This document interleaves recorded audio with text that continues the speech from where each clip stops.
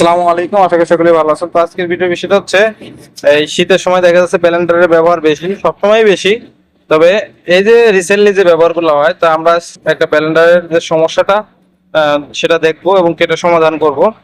তা আমি ভিডিওটা শর্ট করার ক্ষেত্রে এগুলো খুলে নিয়েছি। তো প্রথমত আমরা চেক করবো হচ্ছে তারটা, অর্থাৎ আমাদের লাইনটাকে চেক করব। লাইনটা চেক করার জন্য আমরা চলে যাবো আমাদের এই টু পিন প্লাগ একটা ধরো এই পাশে একটা তারে ধরবো। হ্যাঁ, অবশ্যই আগে আপনাদের এই মিটারের ওহমসে সিলেক্ট করতে হবে। হ্যাঁ, এখানে দেখায় না, ওই পাশে আরেকটা ধরো, ওইটা দেখায় না। আচ্ছা, এটা দেখি। কারণ আমরা আর এক প্রান্তে ধরলাম, ওইটায় আবার এটা। হ্যাঁ, এই যে, অর্থাৎ এখানে সহজে আমরা পেয়ে গেলাম আমাদের যে এই তারটা আছে, অর্থাৎ অরিজিনাল যে এসি কর্ডটা আছে, এই এসি কর্ডে সমস্যা। আমরা একটু খুলে নেই, খুলে আরো একটু বিস্তারিত বলি। এই এসি কর্ডটা সমস্যা, এই কারণে আমাদের ব্লেন্ডার লাইন পাচ্ছিল না, ব্লেন্ডার চলতেছিল না।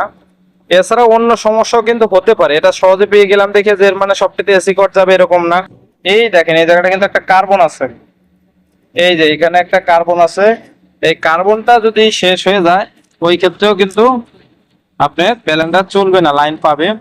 এই একটা বিষয় আছে। এছাড়া আর একটা বিষয় হচ্ছে যে এখানে যে একটা সুইচ আছে, অনেক সময় সুইচের এই তারগুলো পুড়ে যায়, তখনও কিন্তু এই ব্লেন্ডার চলে না। এছাড়া এখানে একটা ওভারলোড সুইচ থাকে, ওভারলোড সুইচটাও থাকে যে এখানে ওভারলোড সুইচ অনেক সময় টিপ করে।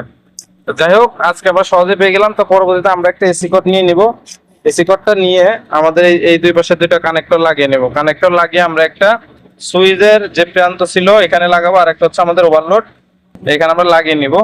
তো আমরা একটু হাতটা একটু চেক করে নেই, তাহলে আর একটু সুবিধা হয়, তাহলে রিস্ক থাকলো না। কালারে ধরো।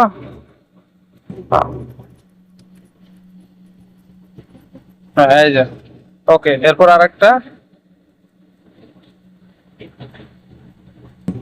আমাদের এই তারটা কিন্তু ওকে আছে, অর্থাৎ আমাদের এই তারটা সম্পূর্ণ ওকে আছে।